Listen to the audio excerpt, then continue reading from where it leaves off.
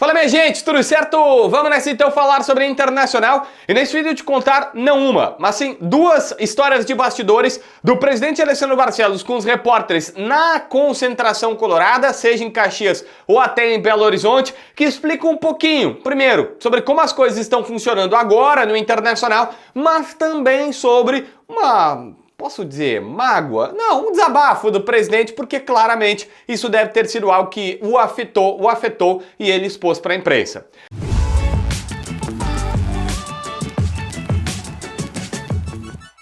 Gente, a primeira situação foi agora, neste domingo. Por volta do meio-dia, o presidente Barcelos chegou na concentração colorada em Caxias do Sul.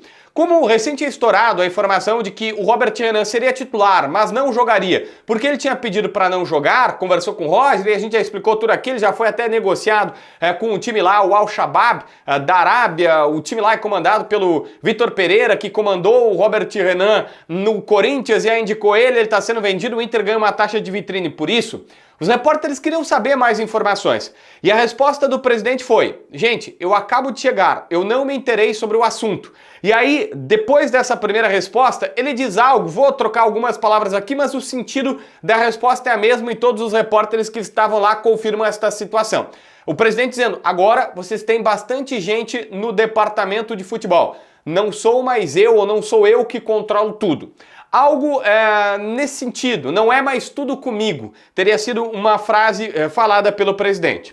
Esta situação gerou um gatilho nos repórteres, porque dias antes, na concentração em Belo Horizonte, antes do jogo começar contra a equipe do Cruzeiro, foi falado mais ou menos algo parecido pelo mandatário colorado.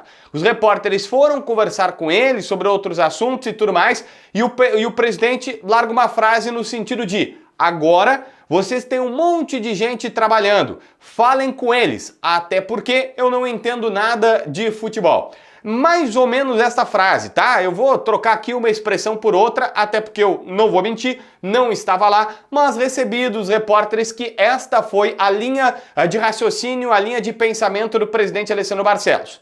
Ora, essas informações para mim se tornam valiosas porque muita gente acabou criticando justamente porque, olha, o modelo do presidente não está dando certo. E aí, aquele modelo de, olha, não ter um vice de futebol protagonista, trabalhar sem diretor executivo, ter só um magrão para trabalhar no vestiário diretamente com os jogadores e ele, presidente, ficar mais junto com o seu jurídico trabalhando sobre negociações. As coisas foram modificadas. Hoje, José Olavo Bisol é um vice-presidente mais atuante, que tudo que tu pergunta para ele sabe, todas as respostas estão na ponta da língua e ele está trabalhando mais no dia a dia. Tem o D'Alessandro, que faz a interface com os jogadores, mas tem, por exemplo, um protagonismo para o Ricardo Caco Sobrinho, que é o chefe do CAPA, da análise de desempenho do Inter, junto com o Felipe D'Alegrave, advogado, que foram em Buenos Aires assinar com o novo reforço colorado, com o Brian Aguirre, o lateral direito. Ou seja, uma função que em outros momentos, é verdade que por jogadores de um outro naipe, de uma outra prateleira, era o presidente que ia assinar, agora está delegando mais funções. O Inter hoje tem o André Mazuco, que é o diretor executivo,